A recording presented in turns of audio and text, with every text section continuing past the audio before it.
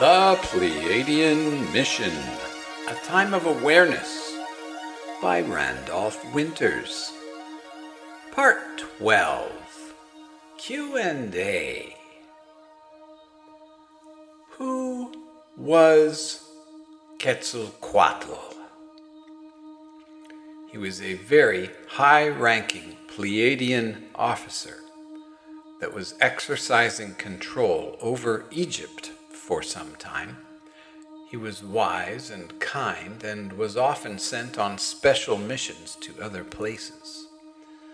One of the missions took him to Mexico, where he was praised as a god by the Aztecs.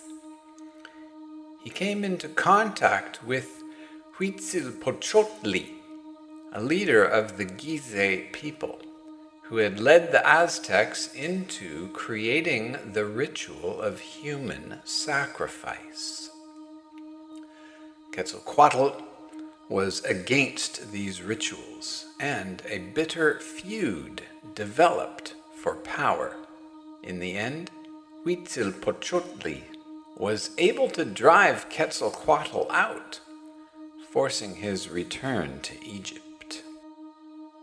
Are there ETs living under Mount Shasta in California? Today, under a mountain in Northern California, there exists a race of extraterrestrials called Hyperboreans. The mountain is Mount Shasta. The entrance to their city is high on the eastern side of the mountain and is inaccessible to most humans. Their ships are gold in color and are sometimes seen entering or leaving the mountain. These are a white-skinned race of people who usually have long, curly, blonde hair. They sometimes come out of the mountain to the local towns, but they are very shy toward Earth people. They are the descendants of the ancient Hyperboreans who came to Earth over 30,000 years ago. What is the purpose of an ice age? Known to us as a glacial period, this is a natural event in the development of Gaia. We have to accept the fact that the planet is a living entity, and it must evolve just as we must. This is done through the event called an ice age, or glacial period. This is a natural process covering entire regions, or sometimes the entire planet, with ice. Temperatures plummet, and changes occur in atmospheric pressure as well.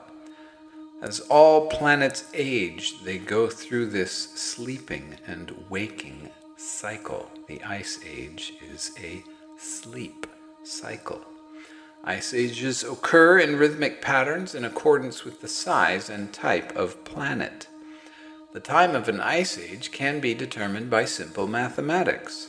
On Earth, the cycle lasts about 700,000 years, which means that every 700,000 years, a certain region or much more of the Earth will fall into an ice age and cover from 1/6 to 1/4 of the entire surface of the planet.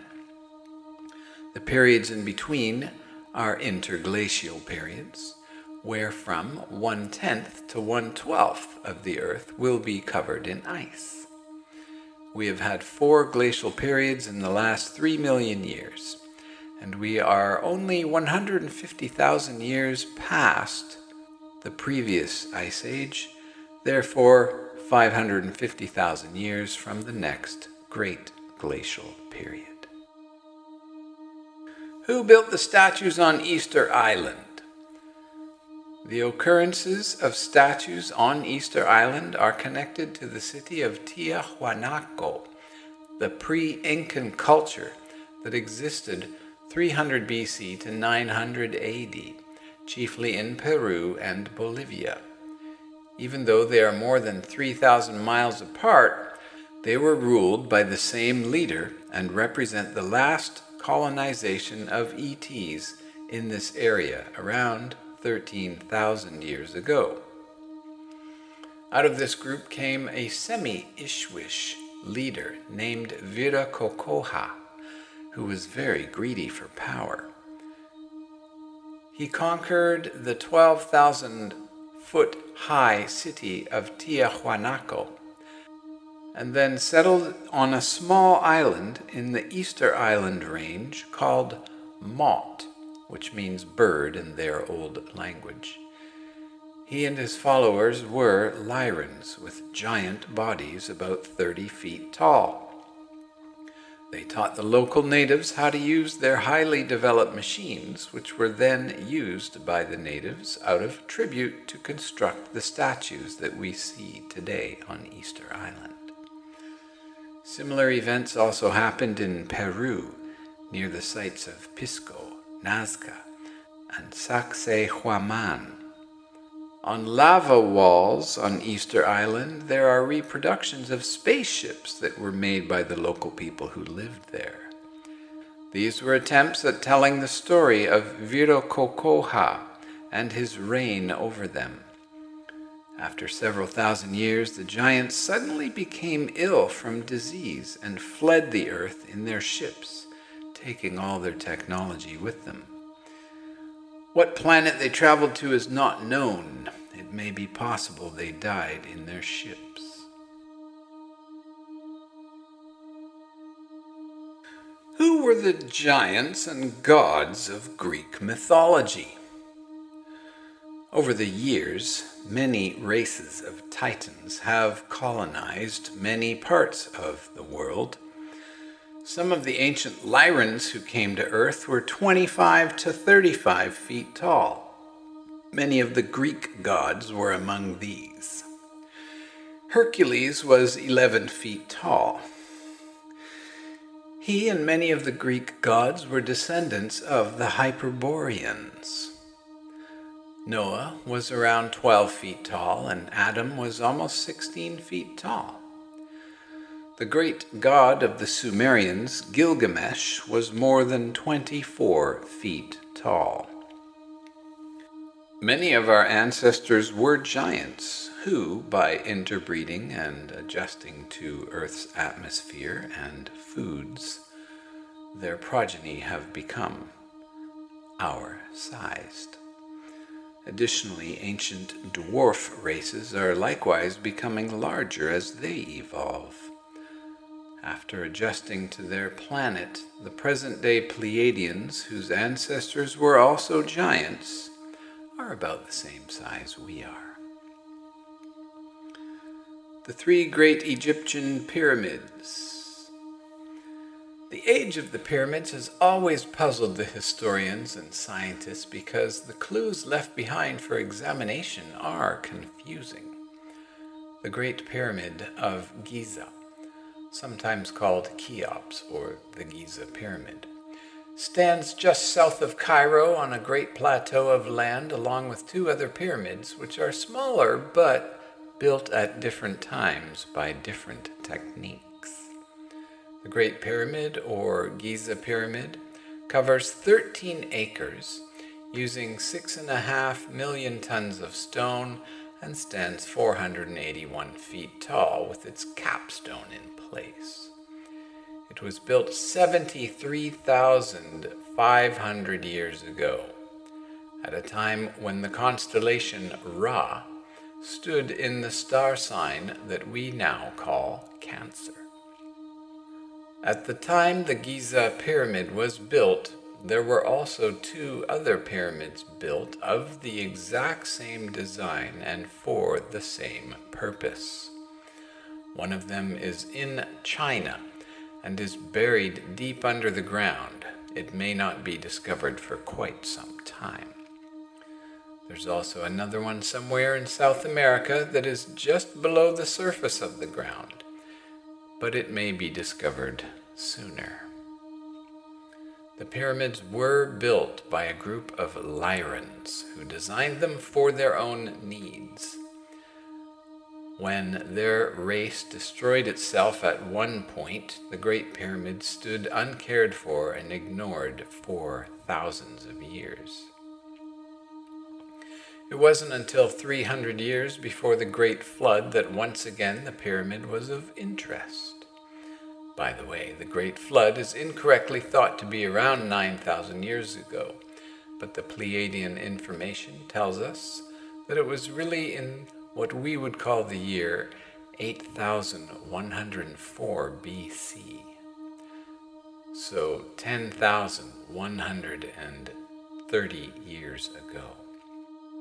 It was during this time that there lived a king named Saluk, who had a son named Saurid, who had the gift of seeing the future and often informed his father of events that would come to pass.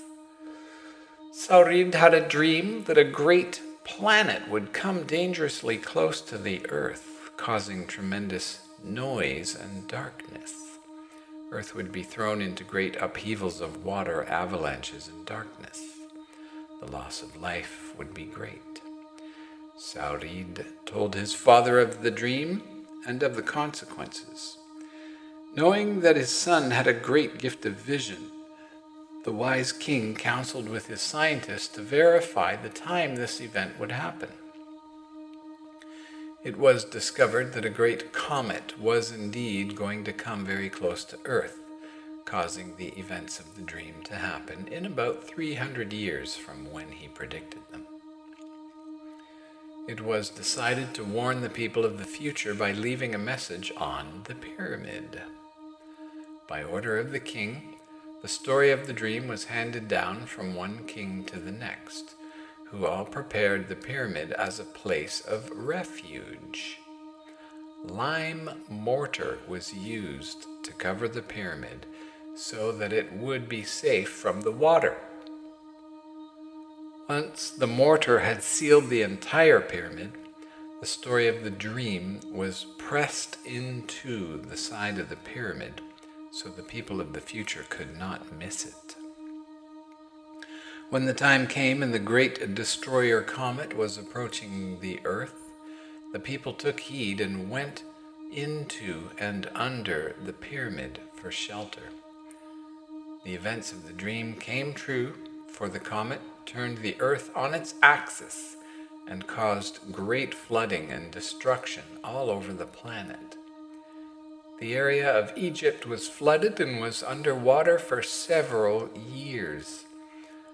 Most of the people of the Earth were killed, and only a few managed to survive in large underground caverns that had been hollowed out under the pyramid. Thousands of people were able to live for many years in the subterranean world until the waters subsided. Once again, the pyramid had served a useful purpose. Historians have been misled by the material which covers the surface of the pyramid and by documents and writings which tell of the pyramid being built by the Egyptians. It was built by the ancient sons and daughters of the first star travelers to Earth, the Lyrans. The pyramids were only been remodeled by the Egyptians on a few occasions to meet their own needs, including the future which still faces us today. Because of their great knowledge, the Pyramid of Giza was built with the mathematical ability to tell us about coming events, particularly events which will affect us from outer space. The changing position of the Earth and its axis was even taken into consideration, for they felt the need to let us know about certain events to come. A prophecy was built into the pyramid to warn us now. The exact time of this cosmic event is when the solar light of the central sun of the Milky Way, as well as the light from our own sun, falls through a tube-like opening which reaches from the outside of the Giza pyramid to the center in a straight, uninterrupted line and shines on one particular point. More was not told about this, for only those with the ability to unravel and figure out the math would be allowed to know the exact date of the cosmic event. The idea is, if you do not have the wisdom to solve the puzzle or riddle, then you're not ready to be responsible with the answer. Are there ETs living under the Great Pyramid? A group of extraterrestrials originally called the Ba'ath. They are ancestors of the lesser Arusem, who was exiled around 3,300 years ago with 72,000 of his followers. They secretly returned to Earth and hid under the Giza Plateau, which supports the Great Cheops Pyramid. The Great Pyramid had been built by their Lyran ancestors over 73,500 years ago. At that time, it served as the top of a small underground city where they lived. The Ba'ath are a wicked group who would like to rule the earth. For almost 2,000 years, they have tried to take over the earth by controlling the minds of religious and political leaders through telepathic means.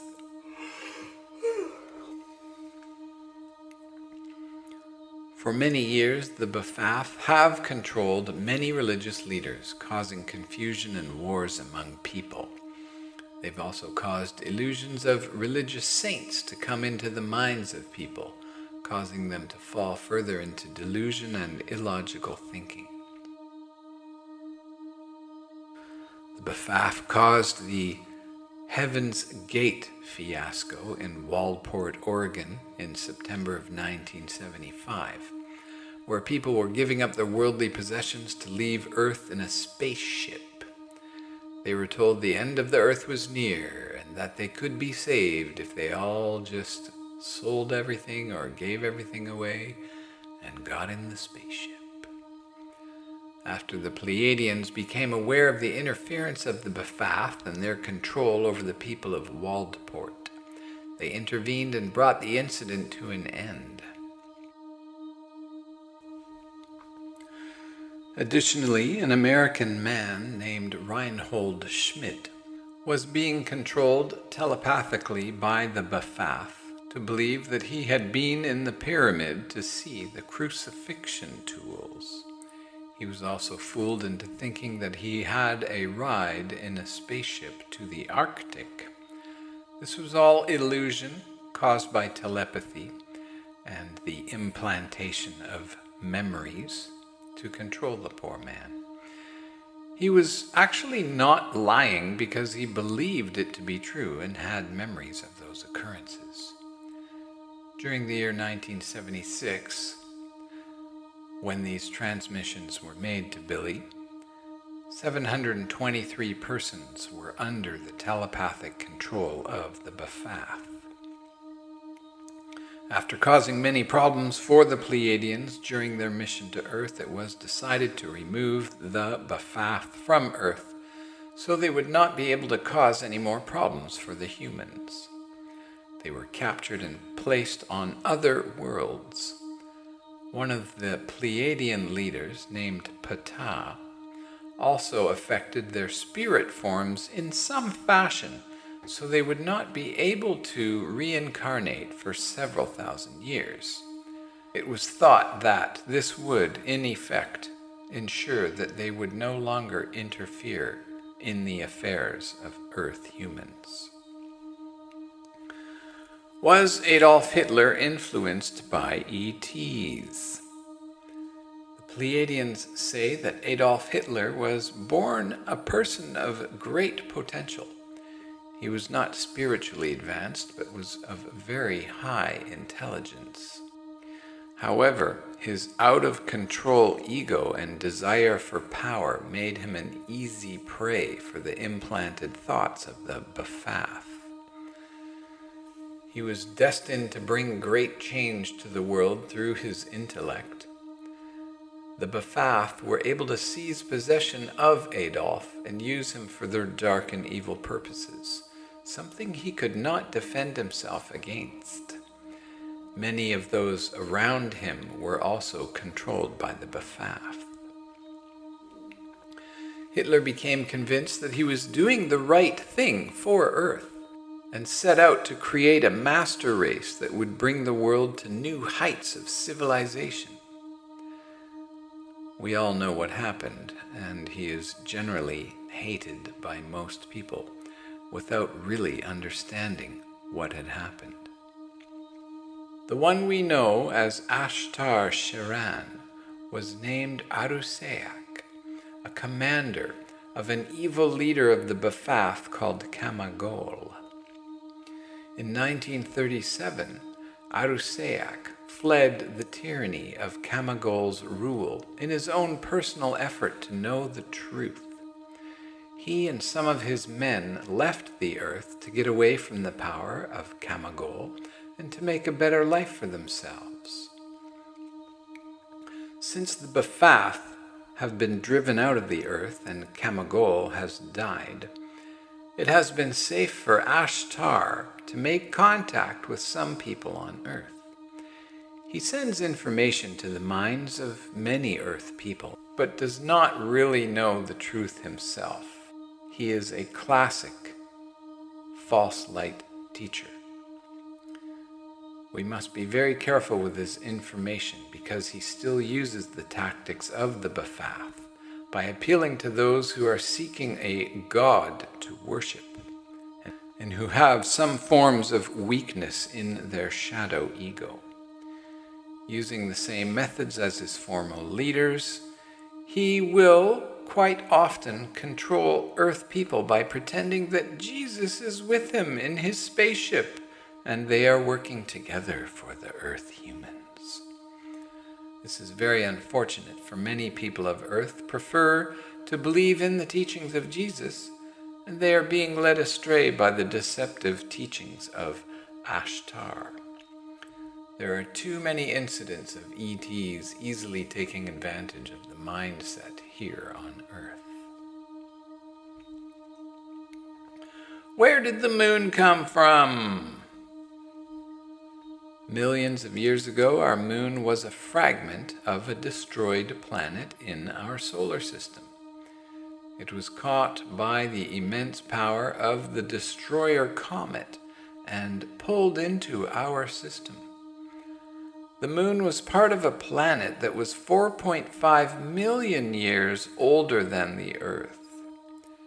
Theories that the moon was once part of the Earth can be easily dispelled by an examination of the minerals found there, which date back 4.5 million years older than anything on Earth. How many people on Earth are in contact with the Pleiadians? As of 1975, the Pleiadians stated that there were 17,422 people on Earth in contact with Pleiadians. These are not physical face-to-face contacts, even though there may be some isolated cases where they may have had a brief physical contact. But these contacts are the result of transmissions by the Pleiadians that can be picked up by Earth people, often in their dreams and without knowing it had anything to do with Pleiadians. It is quite common to receive thoughts or ideas during daydreams as well.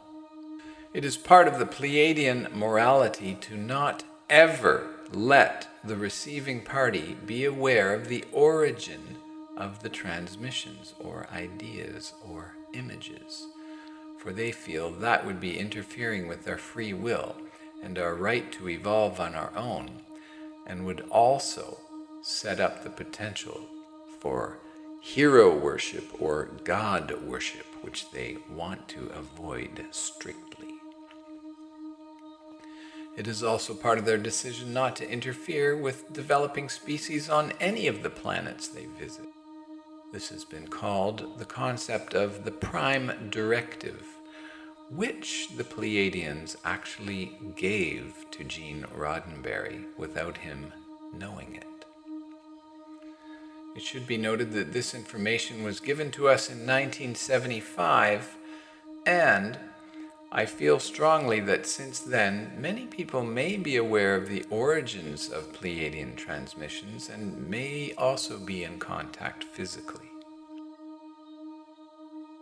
And this is Crispy chiming in again. This book was written over 30 years ago, and I do believe much has happened since then. I've also said before in prior videos that the first Pleiadian book was published 2 years before this book came out by Barbara Marciniak, Bringers of the Dawn. The subtitle being Teachings from the Pleiadians. The Pleiadians stated to Ms. Marciniak on May 18th, 1988, which was called Stabilizing Gaia on the Mayan calendar, that they were Pleiadians. I shall read from about the author in that book. The Pleiadians are a collective of extraterrestrials from the star system, the Pleiades. They have been speaking through Barbara Marciniak since May 18, 1988, which was stabilizing Gaia on the Mayan calendar. They say they were conceived on harmonic convergence, which was day 1 of the Mayan calendar, initiating sunrise.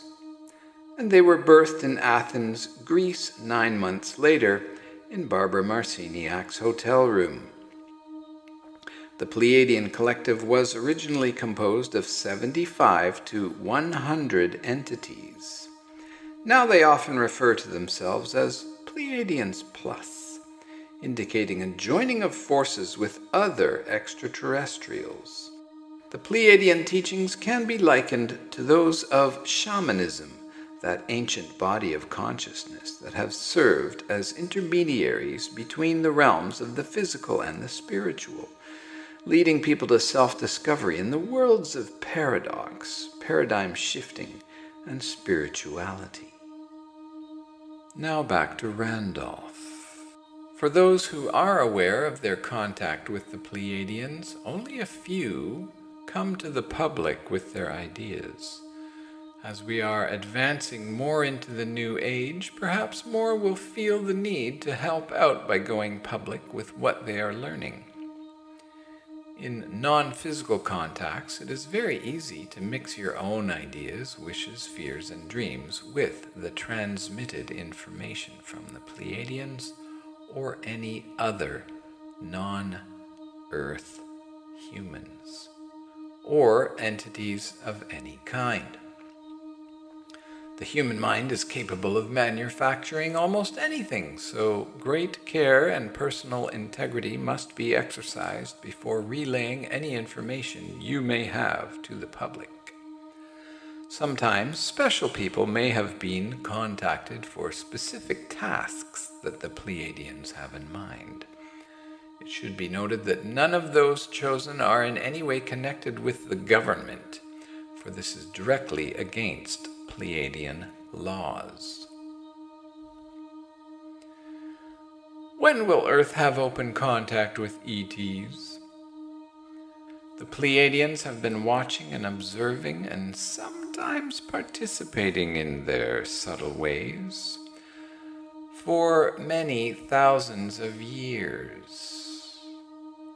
There may be physical global contact with the Pleiadians and Earth humans, or possibly another race of extraterrestrials who are humanoid, sometime in the year 2025 to 2035. If this plan for contact comes to fruition, humanity will be contacted and informed several months beforehand. After several transmissions and information and communications about this imminent contact, people will begin to calm down and get used to the idea.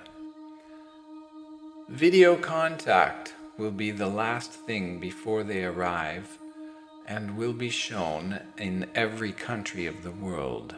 Then they will arrive.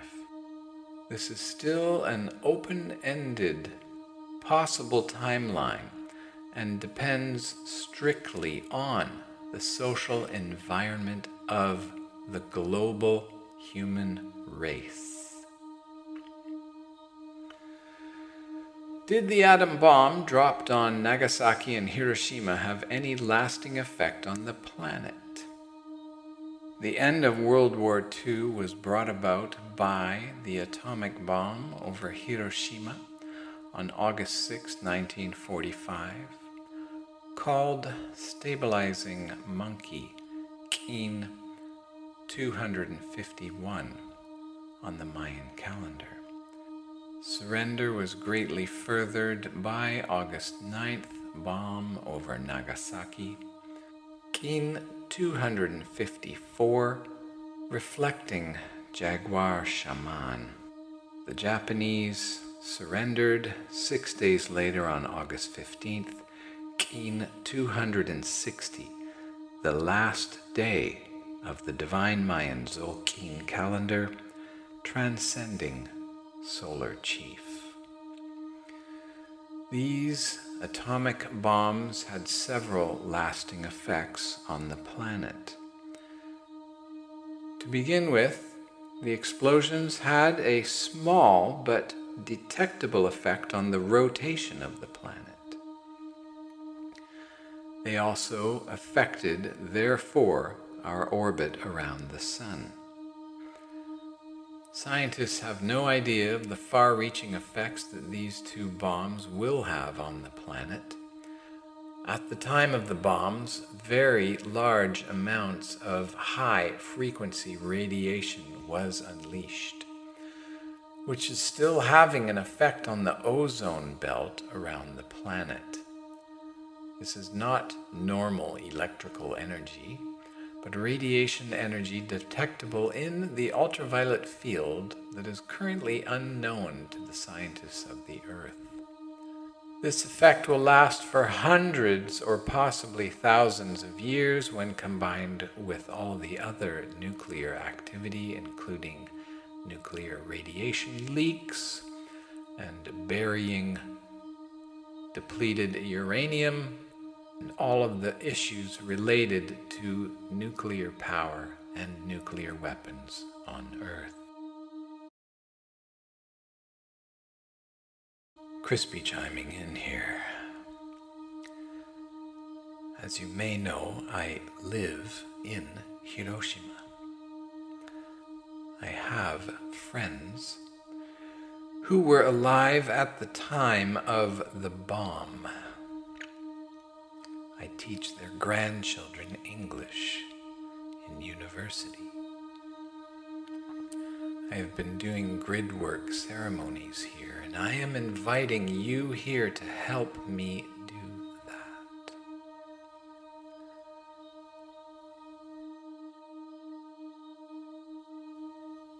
Additionally, it is known within certain communities that the 3 nuclear explosions, the first one being at Trinity on July 16th, Keen 230, patient dog, that brought our plight to countless extraterrestrial entities. Now, that may be true. However, it also seems very clear that humanity has been observed throughout history for thousands of years, possibly 300,000. So to say that it was the nuclear weapons that sent out the cries for help is a little bit narrow-minded and maybe the result of trying to make something really positive out of something so negative. I cannot say for sure what is true. However, it does seem clear that some recent military nuclear efforts were stunted or halted by extraterrestrials. However, if that is the case, why didn't they stop Nagasaki or Hiroshima? And why didn't they stop Fukushima? Why didn't they stop Chernobyl? So all of these arguments can only just be conjecture and possibilities. But I don't believe any of us can say definitively what's going on at all.